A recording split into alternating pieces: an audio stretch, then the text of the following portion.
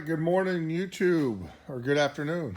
It depends on when you're watching this, but I'm making this video early in the morning here in the hangar. So came in, needed to cut or match drill these holes for this flange for the bracket. So one of the things, and the reason why, is we're going to run some rivets through here to do this, but they want you, it's called a double rivet. So basically it's kind of like the rivet on your wing, on your leading edges, where the rivet will be flat. You're not going to have a tail sticking out here. So it's going to be like very similar to a rivet that you would do on a leading edge. And let me see if I can kind of show you that.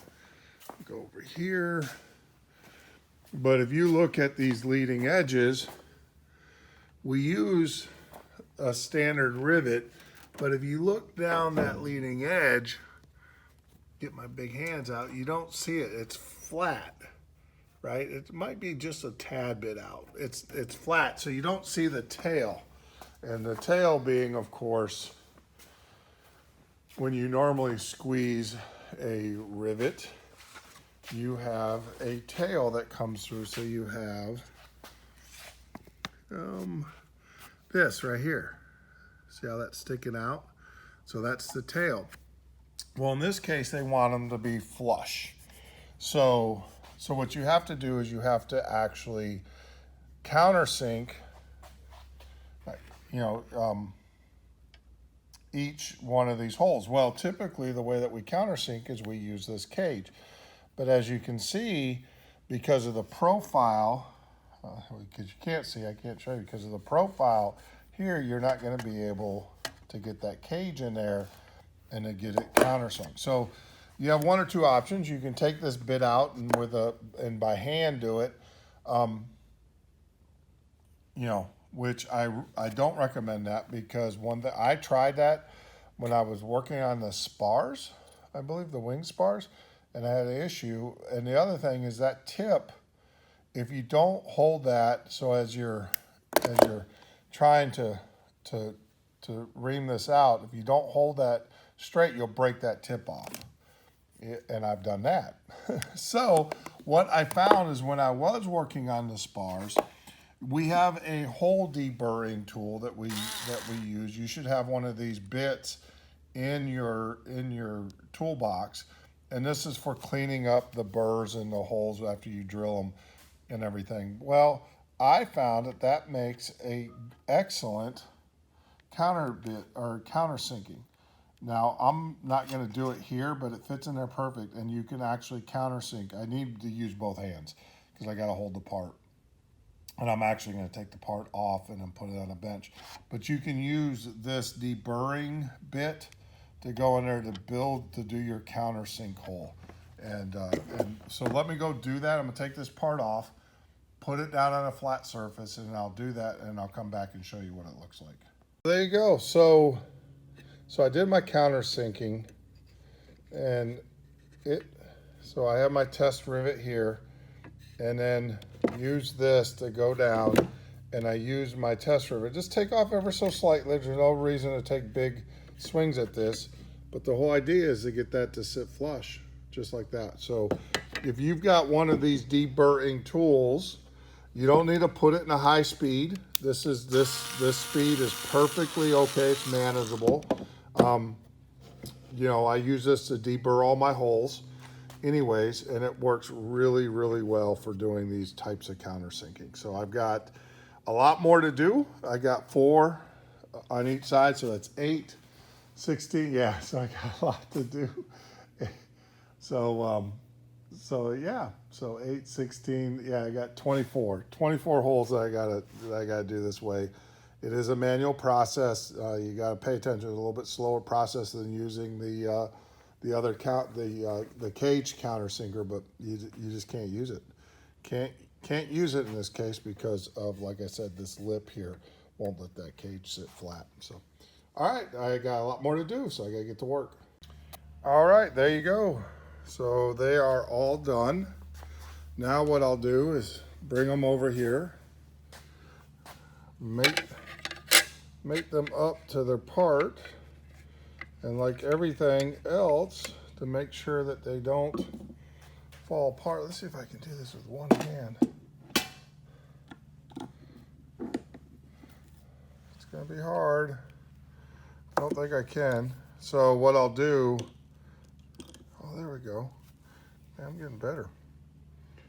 So I'll go ahead and, well, that's the hard part. So let me do this. I'm gonna hang up, or not hang up, I'm gonna stop the video, but there's the part, they're done, and then what I will do is Cleco these together.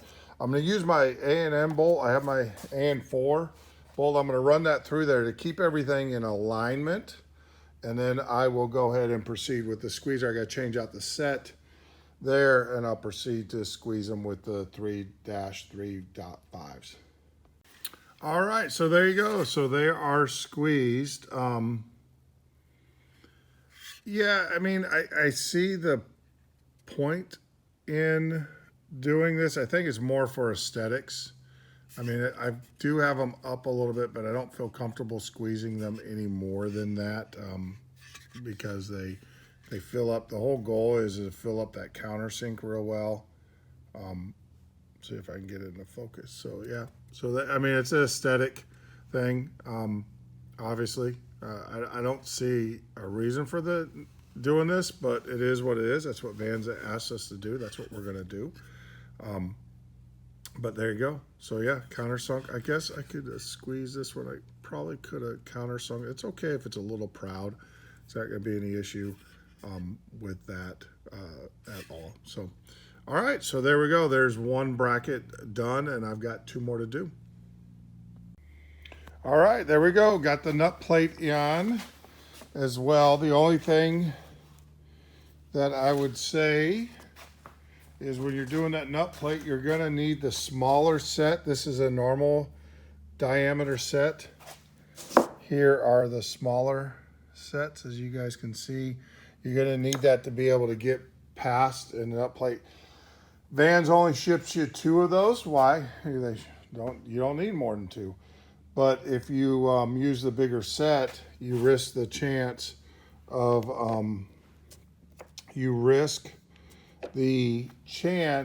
clipping the actual nut plate. I've done that on a couple times before.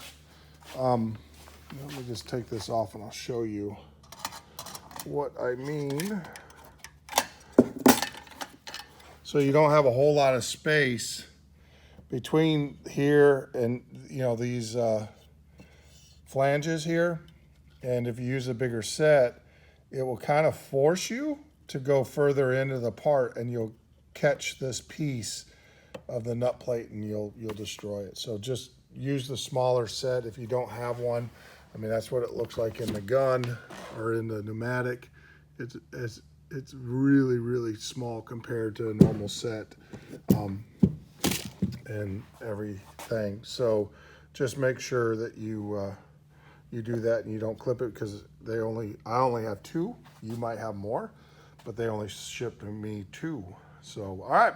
So we got all of the support brackets. Those are all Clecoed in. They're also riveted it together. And now we will proceed to the next step, which is actually putting the bottom skins on, and then we'll do that. But before we do that, as you can see, I have quite the mess on my bench. This is normal. This is normal for me.